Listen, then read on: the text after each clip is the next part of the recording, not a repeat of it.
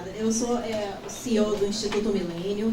Esse programa, então, que a gente trouxe aqui para vocês hoje, se chama Emil na Sala de Aula. Não acho que no vídeo ficou muito claro, mas a ideia desse programa que eu lancei em 2011 é justamente aproveitar que tem um professor que realmente quer mexer um pouco no currículo, trazer novidades, trazer um discurso diferenciado para dentro da sala de aula, e é isso que o Milênio faz. A gente é um centro de pensamento. Se vocês acessarem o aplicativo do site, vocês vão entender melhor que a gente discute democracia, liberdade de expressão, economia de mercado e Estado de Direito. Então a gente oferece um palestrante de alta qualidade, pessoas renomadas no mercado, para virem conversar com os alunos, e essa é a nossa proposta aqui hoje. E por acaso, realmente a Estácio foi escolhida hoje para uma edição muito especial para mim, porque eu lancei o programa em 2011 e a gente chegou hoje ao número 100 com a Patrícia, e por isso trouxemos um bolo aqui do Instituto Milênio para todos que estão aqui participando dessa aula, e vamos sortear agora, assim, pela lista de presença, 4 camisetas do Instituto Milênio. E o presidente atual do Conselho do Milênio é o economista, ex-presidente do Banco Central, Gustavo Franco, que assinou a camiseta para o grande sorteado da noite. Tá? Então está escrito: eu quero meu futuro de volta, que é a verdade. A gente quer, né, um mundo onde todo mundo possa empreender livremente, possa se comunicar com respeito, mas com liberdade. E aqui está a camiseta.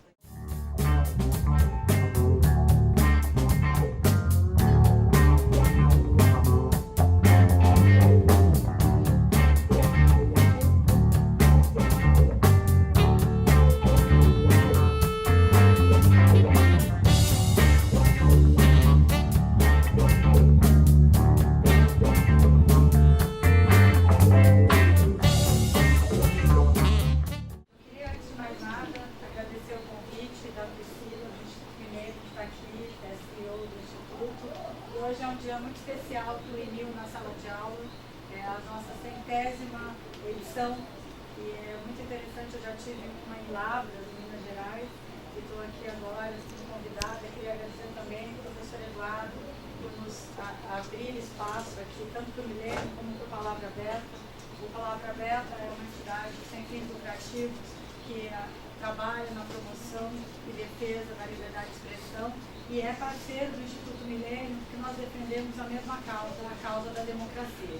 Então, eu queria começar contando um pouquinho, vou ficar assim, eu peço desculpas pela minha rouquidão, mas a gente... Bom, aqui é a Palavra Aberta, é uma entidade sem fins lucrativos, como estava dizendo, e o que nós fazemos é promover a liberdade de expressão no seu contexto mais amplo, sendo a liberdade de crença, um dos pilares fundamentais, a liberdade de expressão individual, a liberdade de expressão comercial, o acesso a informações comerciais.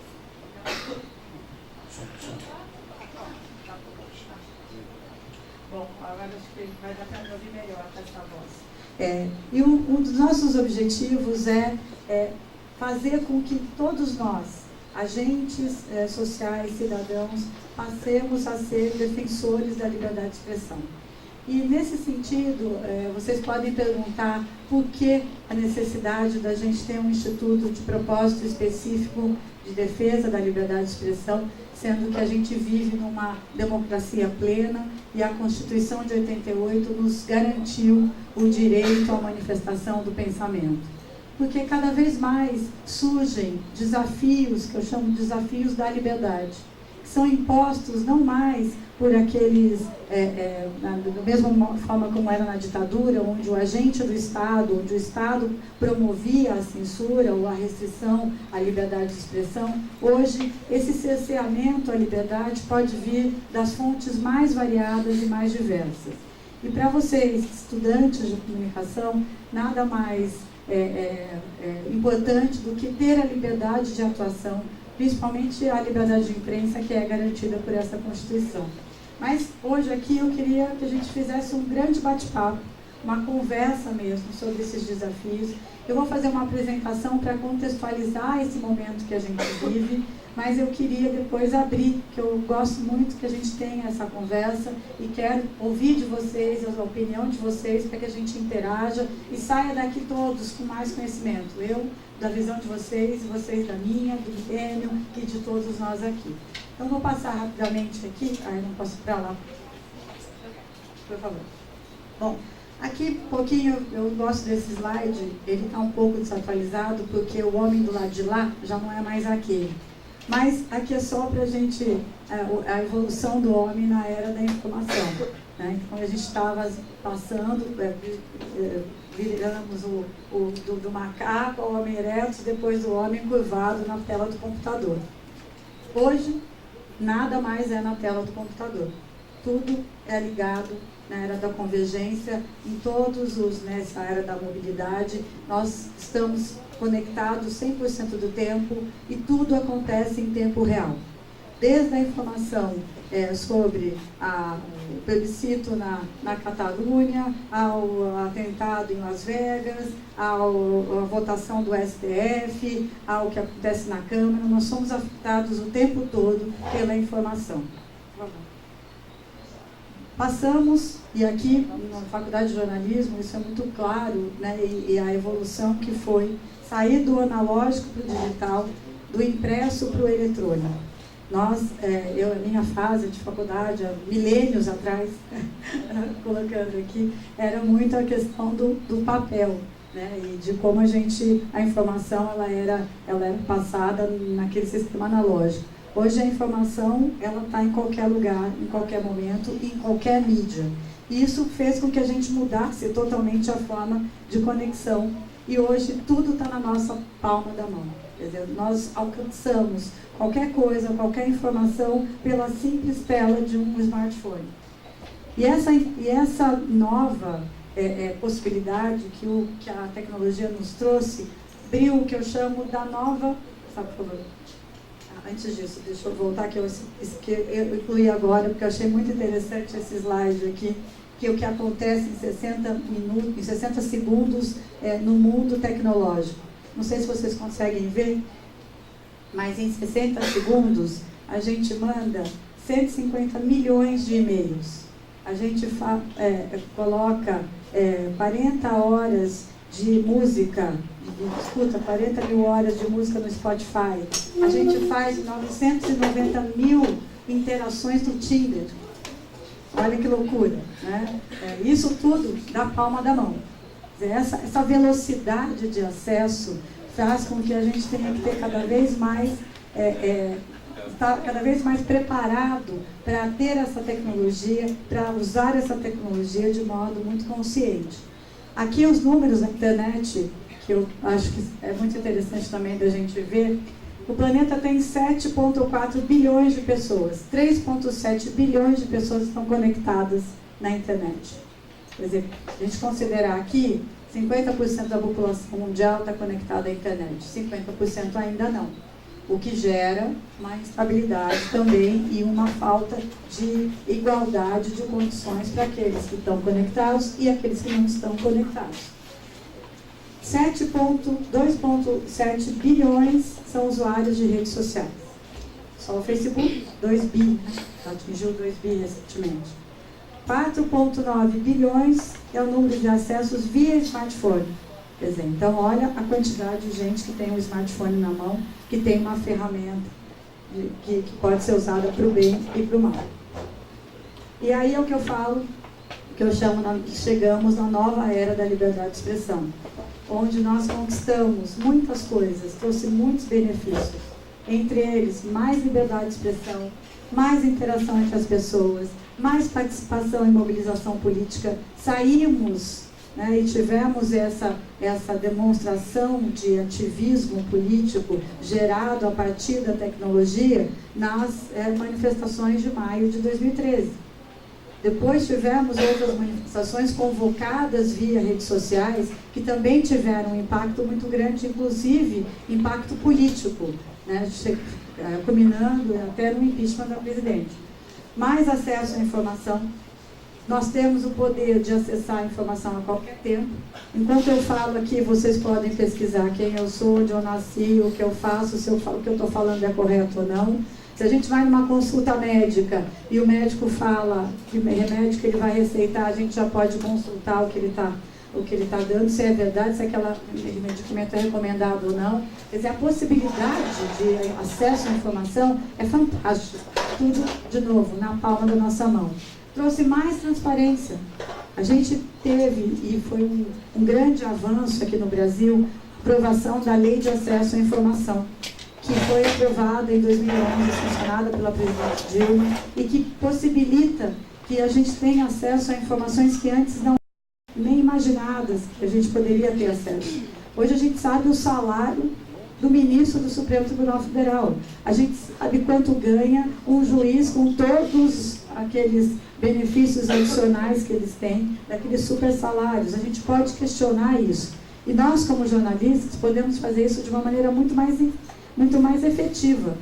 Se o político, se o gestor público não publica, não coloca aquela informação aberta, a gente pode mandar um ofício para qualquer entidade do Estado, e essa entidade tem um tempo X, dependendo da entidade, do órgão público, um tempo X para responder. Olha que ferramenta que a gente tem. Muitas vezes a gente não se dá conta desses avanços, mas isso foi gerado pela evolução da nossa democracia, mas também pela facilidade que a tecnologia nos trouxe. Mas também a tecnologia nos trouxe vários novos desafios, grandes desafios, imensos desafios, e alguns dilemas que a gente tem que superar, e que só o tempo vai fazer com que a gente supere esses desafios e esses dilemas. Mas o primeiro desafio que eu coloco aqui é o desafio da privacidade. Nós não temos mais privacidade, em lugar nenhum. Onde a gente vai, a gente deixa rastro.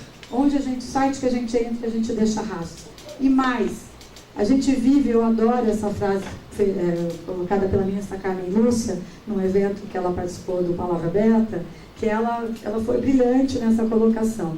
Nós saímos da era da invasão de privacidade e estamos na era da evasão de privacidade. Quem aqui já não postou no Facebook, estou não sei aonde, comi tal coisa, mudei de status, estou casado, estou solteira, estou em relacionamento sério, né? E isso é uma evasão de privacidade. E, ao mesmo tempo, a gente está deixando os rastros. Está deixando os rastros nas redes e nós, com isso, abrimos o nosso sigilo, a nossa privacidade para todo tipo de tecnologia possível, que pode saber exatamente que tipo de comida a gente consome baseado nas fotos que a gente posta, ou baseado nos restaurantes que a gente vai, ou indicar para a gente lugares que sejam interessantes baseados naquelas informações que a gente colocou ali. Fomos para a praia, então você é um apaixonado por praia, então só vou te mandar a informação de praia. Isso gera também um questionamento em relação a onde você, de que forma você vai acessar informação que é restrita dentro do seu grupo. Então isso a gente vai chegar ali na frente. Acesso a todo tipo de notícia, de qualquer período, qualquer localização, a qualquer momento. Somos todos produtores de conteúdo. Todos aqui temos uma ferramenta na mão que chama smartphone, que a gente pode produzir qualquer conteúdo e postar a qualquer tempo. Isso abriu uma nova, eu falo de nova era da dimensão, uma nova dimensão da liberdade de expressão, porque ela é de fato uma nova dimensão. Todos nós temos poder de mídia. Olha que coisa interessante. Olha que potencial que a gente ganhou a partir da tecnologia. Partimos da comunicação unidirecional, do que era o veículo de comunicação, era o único emissor daquela informação. Ele, principalmente o veículo impresso, ele publicava aquilo, para receber uma carta do leitor. Vocês não eram nascidos na época que isso acontecia, tá? Isso aqui é só coisa de velho, né, Priscila? Então, a gente, para poder se manifestar, a gente tinha que mandar uma carta do leitor para o veículo de comunicação. O veículo de comunicação, quando publicava, demorava uma semana para publicar, ou 3, 4 dias. Isso que publicava um recorte daquilo. Na medida que a gente teve as redes sociais, essa comunicação ficou multidirecional. O veículo de comunicação que posta, que fala, que faz qualquer matéria, ele é questionado por todos os lados. E isso é muito importante, mas causou uma revolução e uma mudança também necessária de atualização desses veículos de comunicação. o cidadão repórter, eu coloquei, somos todos produtores de conteúdo, e a produção e disseminação de notícias sem a devida comprovação ou checagem. Esse talvez seja o nosso maior desafio hoje. Como combater a proliferação de notícias falsas, de notícias não checadas, de boatos, de informações que chegam no nosso timeline e a gente replica, e sem que a gente tenha uma privação da nossa liberdade de manifestação, da nossa liberdade de expressão. Então, acho que esse desafio nesse novo ambiente que a gente vive, que foi intitulado Era da Pós-Verdade. Quem aqui ouviu já o termo pós-verdade? Você? Mais alguém? Você também? Então, o termo pós-verdade foi cunhado, primeiramente, por um professor americano em 2004, quando ele publicou um livro, Post-Truth, que é pós-verdade na era da informação, e isso ficou escondido ali. O fato é que, em 2016, esse termo voltou à tona, e voltou com muito mais força por conta das eleições americanas. E aí o dicionário Oxford, que sempre escolhe palavras que representam o que foi o mundo naquele ano, cunhou e colocou essa palavra como sendo a palavra do ano de 2016. Mas o que quer dizer pós-verdade? Pós-verdade nada mais é do que quando crenças e ideologias superam os fatos. Olha que loucura isso para uma faculdade de jornalismo. Aqui a gente aprende o quê? Que a gente tem que se ater aos fatos. Sempre que você vai fazer uma matéria, você tem que se ater aos fatos e ouvir todos os lados envolvidos naquela matéria. Quando você começa a ter uma superação dos fatos a partir de crenças e ideologias, quando a crença que você tem naquele determinado partido político, naquele determinado time de futebol, naquele determinado personagem, celebridade que você acompanha, é mais importante do que o fato real, aquilo que aconteceu de fato, a gente tem um problema. A gente tem um problema porque somos afetados diariamente, de novo, voltamos à questão do timeline. Somos afetados por uma questão dos traços e dos rastros que a gente deixa por bolhas de informação. Por quê? A gente segue aqueles que a gente gosta, aqueles que a gente respeita, aqueles que a gente tem algum tipo de sinergia de pensamento, de ideologia. Quando a gente só segue aquelas pessoas e aquelas pessoas circulam e inundam a nossa timeline com um único tipo de informação, nós começamos a acreditar mais naquelas informações vindas no nosso timeline por aqueles que a gente segue, do que de fato nos fatos. Então acho que esse é um processo que a gente tem que avançar e também discutir muito fortemente. Essa prática é conhecida há anos, há séculos na verdade. Quem nunca foi influenciado por uma mentira ou por uma narrativa diferente daquela que é o fato real, ou por ideologia, ou por outro até por uma questão criada para que você acredite aquilo mesmo, a manipulação da opinião, isso tudo a gente conhece há séculos, isso não é novo. O que é novo aqui? O potencial que isso tomou, quer dizer, o potencial de disseminação dessa informação a partir das redes sociais. Quer dizer, hoje o Facebook é o grande disseminador de conteúdo não checado. A gente tem o Twitter um pouco menos, e mais, a gente tem o WhatsApp. E sabe qual é o impacto maior? É o WhatsApp. Por quê?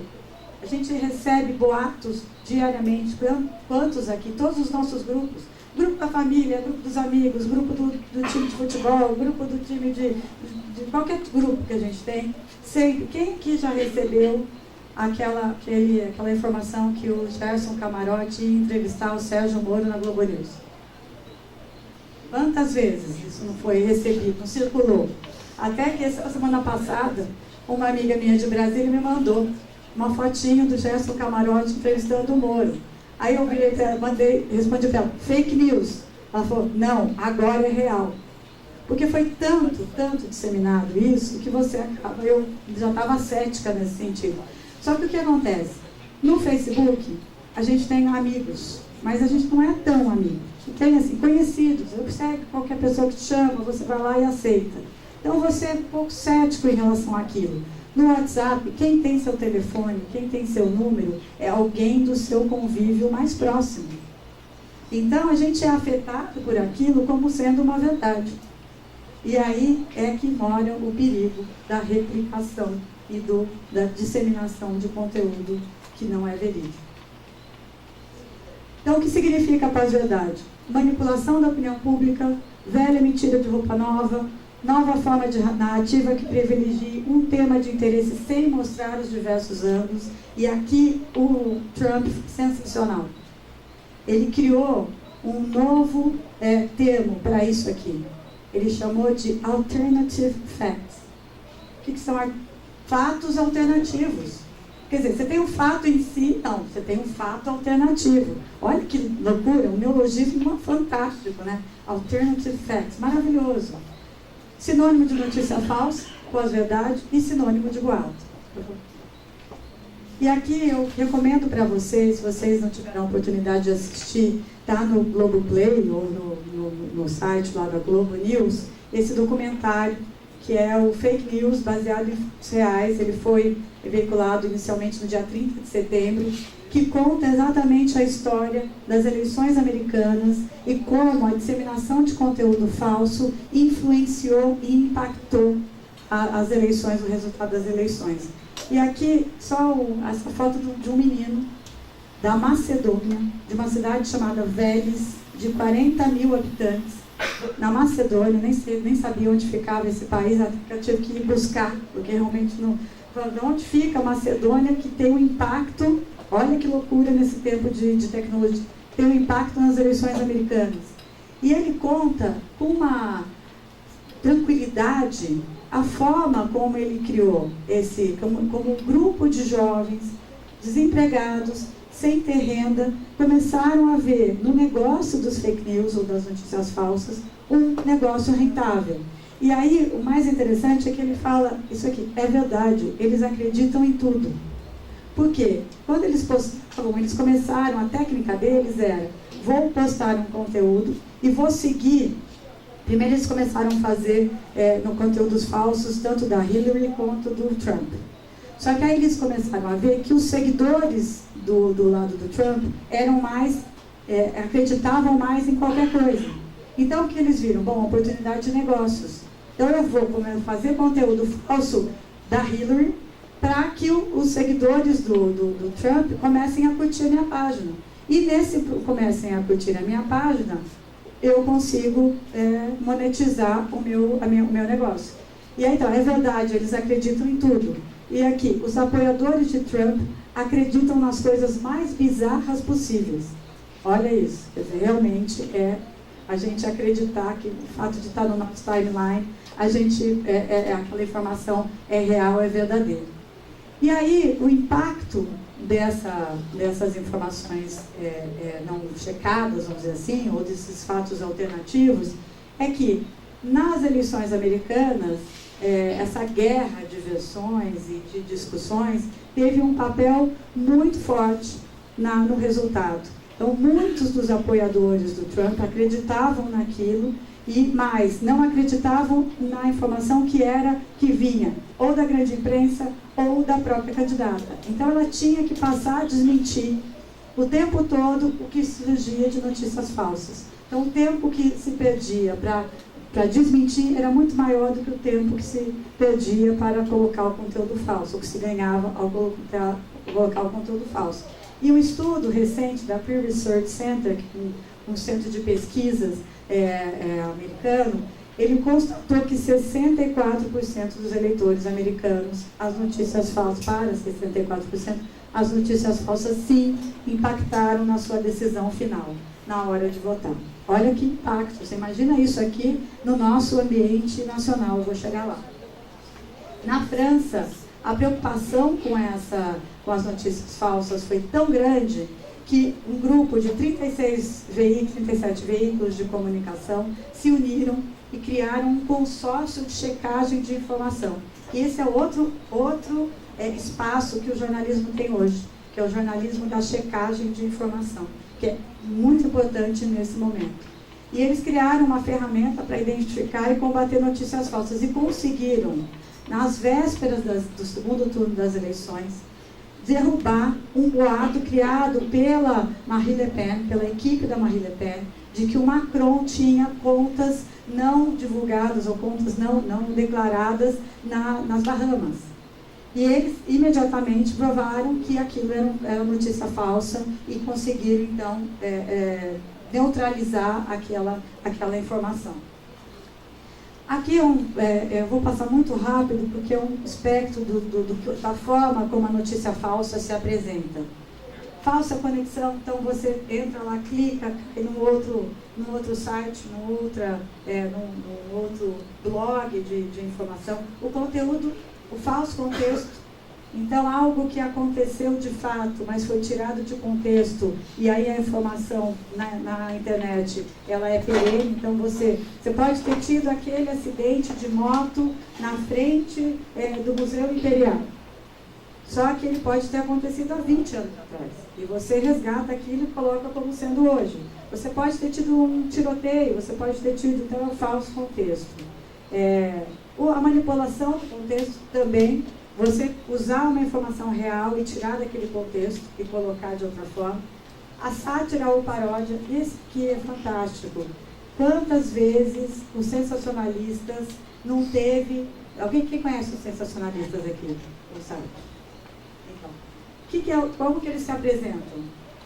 É um portal, um jornalismo isento de verdade. Quer dizer, é um jornalismo satírico. E quantas vezes eles não tiveram que colocar, que se manifestar dizendo aquele conteúdo é falso, é uma sátira, a gente só está brincando com aquilo. De tão crédulas que as pessoas são. Você não casa um homem na Índia com a cobra, não existe isso.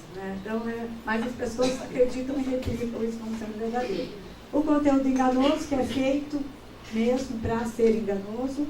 O conteúdo falso, que é 100% falso, quase que é o enganoso também. E aqui, no caso do conteúdo falso, esse aqui típico, ele é feito para ser monetizado, para conseguir dinheiro, para ser remunerado. O conteúdo impostor, que são fontes legítimas, mais colocadas, por exemplo, quando você, ao invés de você coloca lá Folha de São Paulo, tem um site quase homônimo à Folha de São Paulo, que chama Falha de São Paulo. Então, com a mesma tipologia, com a mesma forma, então você clica ali achando que é Folha de São Paulo. Não é Folha. Até você se dar conta que não é a Folha, que é a falha, então aí você demora para localizar. E aqui no Brasil, a gente já teve impacto de notícias falsas, principalmente no período do impeachment. Naquele período onde foi votado o impeachment, de cada 3 de cada 5 notícias compartilhadas no Facebook eram falsas. Olha isso. E eram as mais loucas possíveis e as pessoas compartilham. E esse impacto, dessas notícias falsas, quando tem algum caso muito emblemático, você tem assim, a notícia falsa, esse conteúdo não verídico, ele chega nos top trends do Twitter, do Facebook, ele atinge os 10 mais comentados. De tanto a profusão, de tanto que as pessoas compartilham aquilo de uma maneira até sem saber do impacto que isso causa. Boatos como, esses aqui são os mais disseminados, tá? Morte do goleiro Youssef na prisão. Prisão do Lula. Essa eu acho fantástica. Assim, para mim, eu adoro essa daqui. Marisa Letícia não morreu e é vista na Itália. Com foto. Olha que loucura isso. Quem produz isso? E você tem a produção que é uma produção satírica, mas você tem a produção que é para desestabilizar mesmo pessoas. Temer faz reunião emergencial com o comando militar e outras tantas que seguem por aí e que vira e mexe, a gente recebe. A notícia também pode ser, notícia falsa pode ser uma boa desculpa, e aqui para o jornalista isso é fundamental, a gente aprender a lidar com isso. Quando o homem público, o político, não gosta daquela informação que a gente publica, a notícia é falsa. Você pode ver que, assim, o New York Times vai lá e publica algo do Trump, ele responde, notícia falsa. Então, cada vez mais, isso está pegando, e pegando aqui no Brasil também.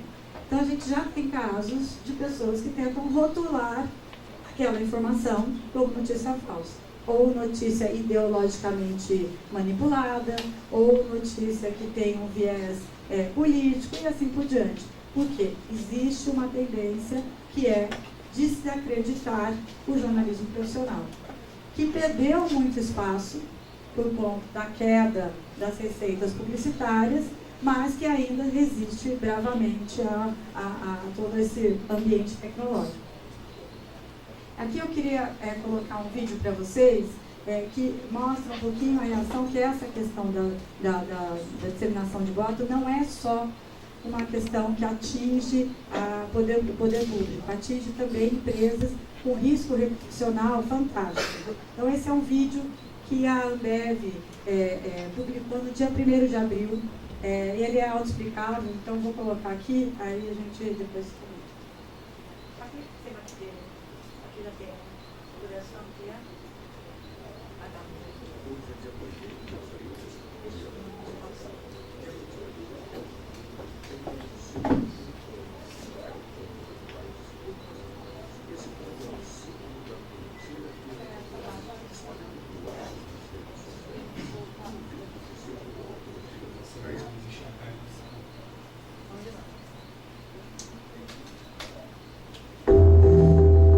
Hoje é dia 1º de abril, dia da mentira.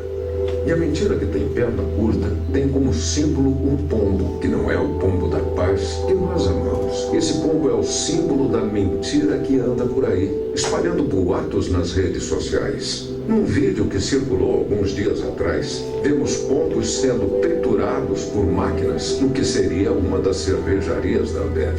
Nesses tempos de notícias falsas, ele posou nos ombros da Ambev, uma das 3 empresas de maior reputação no Brasil, com 164 anos de história e de qualidade.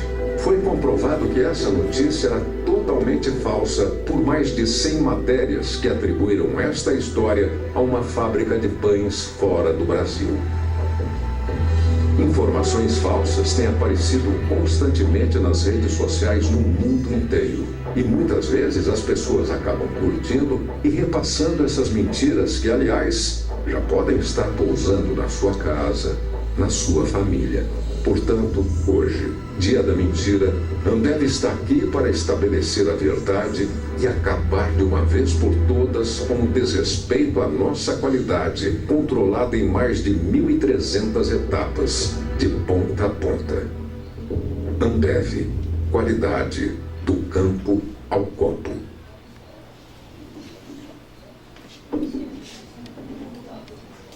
vocês imaginam isso aqui, uma empresa que teve que fazer Uma empresa, eu vou ter que falar mais baixo se você quiser abaixar um pouco, por causa da sala ao lado, está reclamando do barulho. Não sei, vocês estão me ouvindo? Sim. Então, vamos lá. Você quer ver lá se está bom, se está ok? Você imagina que uma empresa tem que fazer um vídeo como esse e colocar no intervalo do Jornal Nacional, publicar capa, página inteira em todos os jornais de grande circulação para rebater um boato. Imagina quantos milhões, a última vez que eu vi, estava 3 milhões de compartilhamento, era um negócio. Então, olha só, como é a coisa da facilidade do compartilhamento. Como isso pode impactar a reputação de pessoas e empresas. E aí eu falo que a gente chega num ponto que é fundamental na nossa profissão e para a liberdade de expressão, que é o paradoxo da liberdade.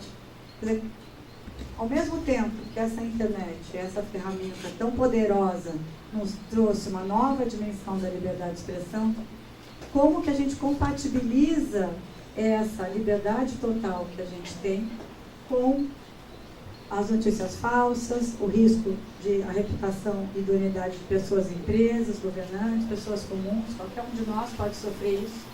O cyberbullying está aí, e o cyberbullying é uma coisa muito grave, que a gente viu lá em Goiânia. e não era nem cyber, era bullying e no dia a dia mesmo, a disseminação do discurso do ódio, da intolerância e do preconceito, sem que a gente cerceie a nossa liberdade. E que é essa a grande questão que eu coloco aqui para vocês. Todos nós temos a liberdade de compartilhar opiniões. O fato é que a gente está hoje num ponto que a gente tem que uma das formas da gente garantir a liberdade de expressão e não ter o cerceamento, e aí eu vou explicar por que desse risco que a gente corre, é a gente exercer essa liberdade com responsabilidade. E de questionar um pouco antes, de ser um pouco mais cético na hora que recebe uma informação e não publicá-la imediatamente, e não replicar imediatamente. Por que eu digo isso? Porque no Congresso Nacional hoje existem mais de 15 projetos de lei que tentam cercear de forma muito clara e objetiva a liberdade de expressão nossa, ao querer uma roupagem de boa intenção, eliminar o discurso de ódio, diminuir a proliferação de conteúdo falso, restringir a liberdade. Na hora que você parte para uma restrição oficial da liberdade, você corre o risco de ter no dia seguinte um cerceamento total daquilo que você compartilha. Você imagina o seguinte: se tivesse passado uma lei que estava em discussão na semana passada, que foi uma emenda que estava embutida na reforma política, e você compartilha um link que não é da Ambev, mas é de um político, tá? Eu poderia, como uma incentivadora daquele político, ou admiradora daquele político, pedir para o Facebook os seus dados e pedir que retirasse o seu comentário lá, porque aquilo me afetou, porque você estava denigrindo a imagem daquele político. Então, na medida que a gente tem esse risco, porque as pessoas não sabem lidar com essa liberdade, e os políticos menos ainda, eles querem que a gente tenha muito menos liberdade, a gente corre, então, o risco de ter o cerceamento. Mas eu queria colocar aqui, entrar na parte do que fazer, do que a gente, como jornalista, e aí eu vejo como uma oportunidade, né, professor Eduardo, de mercado, bastante importante para o jornalismo profissional, esse que está nascendo aqui, vocês todos que estão aqui em sala de aula, que eu vejo uma nova oportunidade. É o renascimento mesmo do jornalismo profissional. É a gente pegar um vídeo desse e checar a fonte, ir atrás da informação, ir a fundo, buscar se aquilo é real ou não, se aquilo de fato aconteceu. Que é as novas agências, quer dizer, que já existiam, mas elas não estão sendo intensificadas agora, que são as agências de fact-checking, que é de checagem de fatos. Então você tem, como os veículos estão com as redações cada vez mais enxutas, essas agências terceirizadas, elas estão cumprindo um papel fundamental para checar a informação. Então eu sou lá candidata à prefeitura de Piraju. Piraju é minha cidade natal, interior de São Paulo, 30 mil habitantes. Aí eu falo assim, vou abrir 50 vagas de creche. Aí eu assumo, e não abro 50 vagas de creche. Aí a agência de checagem vai lá e checa. Ou tantos políticos que tem por aí que dizem, vou asfaltar 50 mil quilômetros, vou criar tantos quilômetros de ciclovia. O jornalismo de checagem de informação tem um potencial fundamental de levar isso, de trazer isso. Outro potencial para o jornalismo de dados. Aquele que vai buscar, lembra que eu falei da lei de acesso à informação? Vai buscar na lei de acesso à informação o dado e vai cruzar aquilo e vai transformar isso em notícia. Uma matéria bem fundamentada a partir desses dados. Então você tem um crescimento hoje muito grande, principalmente por conta das notícias falsas, das agências de fact-checking. Nos Estados Unidos tem uma entidade sediada lá, que é a International Fact-Checking Network, que reúne mais de 120 entidades no mundo todo. Você tem no Brasil a Lupa, os Fatos, a Agência Pública, que são empresas especializadas nisso. A Lupa tem hoje colunas no Globo, na Folha de São Paulo, na CBN, checando a informação. O jornalismo da CBN, por exemplo, tem uma dúvida em relação à farinata, não sei se vocês acompanharam, a ração humana que o prefeito Dória queria servir, ele vai lá, a Agência Lupa disseca aquela informação inteira. A criação de cursos de jornalistas, para jornalistas que ensinam a checagem de informação. E aqui a Lupa tem um curso à distância. Então, vale a pena, se vocês tiverem interesse, de checar agencialupa.org. É interessante de ver isso, porque é bem legal. Projeto Credibilidade. Olha quantos projetos de jornalismo estão nascendo para suportar o jornalismo profissional nesse ambiente de notícias falsas. E a gente só consegue fazer isso num ambiente de plena liberdade. Sem liberdade, a gente não conseguiria fazer isso aqui. Então, o projeto Credibilidade, que é do Projor e da Unesp, já tem 16 veículos, e aí você tem de tudo aqui. Você tem desde o Estadão, veículo centenário, até o Nexo, um veículo nativo digital, que nasceu, que é só eletrônico, que é um jornalismo do novo momento. Aí você tem internacionalmente N ferramentas, e muitas delas colocadas pelos grandes operadores da internet. Facebook e Google são os mais, estão muito envolvidos nisso, porque são hoje os mais como sendo os culpados pela disseminação. O Facebook está sendo questionado todos os dias por conta das eleições americanas, mas também por conta de não ter criado mecanismos que realmente impactam nessa checagem da informação e na não disseminação de conteúdo. Eu vou deixar essa apresentação para vocês, aí aqui está muito detalhada, daí vocês ficam com ela, fiquem à vontade depois de me perguntar mais coisas. E aqui só para a gente mostrar, quer dizer, outro ponto que é importantíssimo para o jornal, para o veículo, para o jornalismo profissional, é se diferenciar da notícia falsa, é contar sobre notícia falsa, começar a falar sobre aquele conteúdo é falso. Então, noticiar sempre que um boato ou uma notícia, antes que uma notícia cresça. E a Jovem Pan de São Paulo tem agora um programa que chama Na Real, alguma coisa assim, agora me fugiu o nome. Mas que é assim, eles pegam os boatos que surgiram no WhatsApp naquela semana e aí vão atrás da informação. É muito interessante, porque você tem boato que é difícil de você desmontar. Ele realmente foi muito bem trabalhado para chegar aquele boato. Aqui, veículos que já estão colocando. Então, a Veja, 5 fake news sobre a morte do Teori. Então, assim, todos aqueles boatos da morte do News Teori, e aí eles foram secando que aquilo era falso. Baleia Azul, game Baleia Azul, nasceu de uma fake news, que virou real. Quer dizer, foi uma notícia falsa na Rússia, que teve impacto real e que hoje tem uma CPI dos crimes cibernéticos, eu não sei se chama crimes cibernéticos, mas tem uma CPI que está tratando da baleia azul. Resgate de sobreviventes de abalo no México se confundem com fake news. Quer dizer, dentro de um ambiente onde você tinha lá aquele desastre que foi o terremoto no México recente, isso foi 22 de setembro, começou a surgir que tinha uma menina presa nos escombros, a Frida Sofia. O mundo parou ao resgate da Frida Sofia. Não existia a Frida Sofia. Foi um boato que começou a crescer, e buscas em torno da Frida Sofia e nada. Notícia falsa, disseminada N vezes por todos que acreditavam aquilo. E olha que coisa, né? Realmente estou compartilhando algo que tem a ver com a morte de uma menina ou o desaparecimento de uma menina.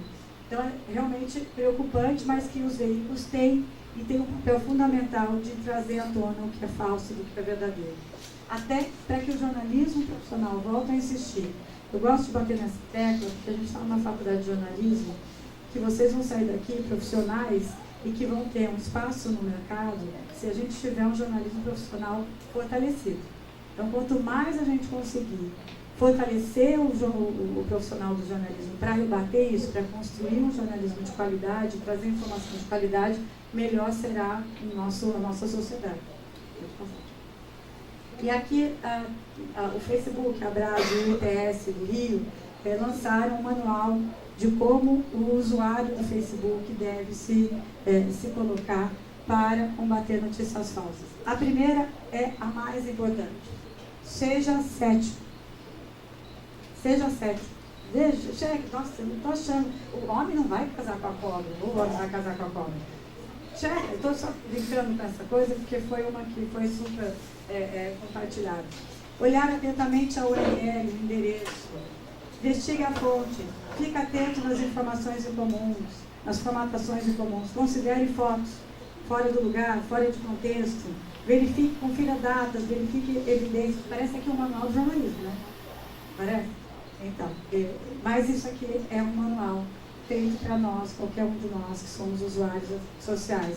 E algumas notícias são realmente intencionalmente falsas. Tá? Outras ferramentas de combate de notícias falsas que estão rodando aí pelo mundo. A Unesco lançou o 1000 Cliques, que é um site para intensificar a educação midiática, quer dizer, na verdade, a educação midiática e informacional nesse ambiente digital é algo que é muito relevante, nós ainda estamos engatinhando isso no Brasil. A SaferNet tem um programa voltado para crianças e adolescentes com liberdade com segurança, e de novo, a liberdade exercida com responsabilidade.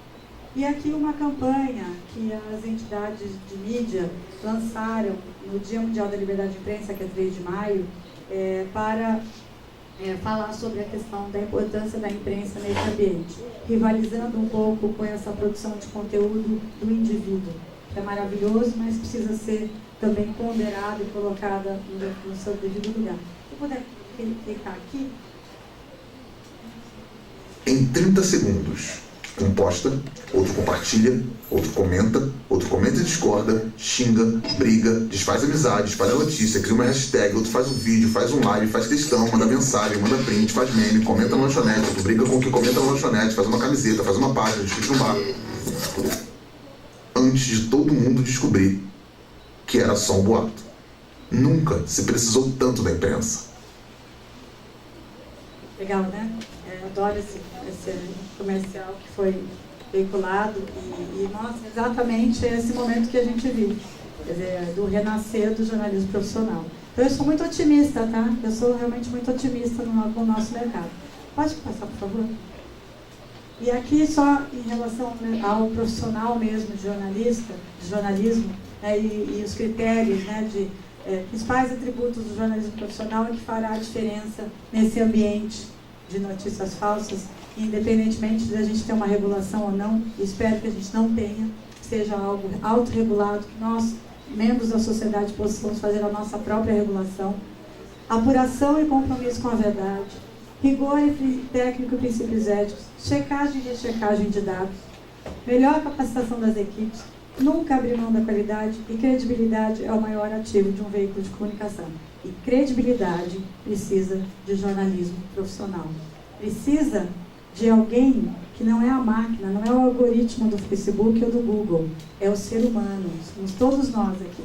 São vocês, jornalistas, que vão sair daqui e vão no mercado de trabalho com um diferencial que a máquina não tem. Então é muito importante que a gente tenha isso em mente, que o profissional de jornalismo é um profissional que precisa estar ligado no que está acontecendo e precisa cada vez mais se profissionalizar para atuar nesse mercado digital que a gente tem por aí. Só encerrando aqui, então é isso que eu estou falando do jornalismo profissional e a mensagem, pode finalizar aqui, que a gente tem que assegurar, e aqui entra o ponto que é o trabalho que eu faço no Instituto, lá no Palavra Aberta, que temos que assegurar que quaisquer medidas tomadas para coibir notícias falsas ou que tenham o objetivo de coibir a disseminação do discurso do ódio, da intolerância, do radicalismo, não afetem a liberdade de expressão. Pelo contrário, a liberdade exercida com responsabilidade deve ser ampliada. Quanto mais ampla, mais vigorosamente irá repudiar excessos e mentiras. Então, eu queria deixar aqui meu agradecimento, espero que eu tenha cumprido com a minha função aqui, Priscila, agradecer o Instituto Milênio por me dar essa oportunidade, na 100ª aula do EMIL, e o professor Eduardo, ele deu uma saidinha, mas eu estou aberta a perguntas. Se a gente tiver tempo, fico à disposição de vocês. Muito obrigada.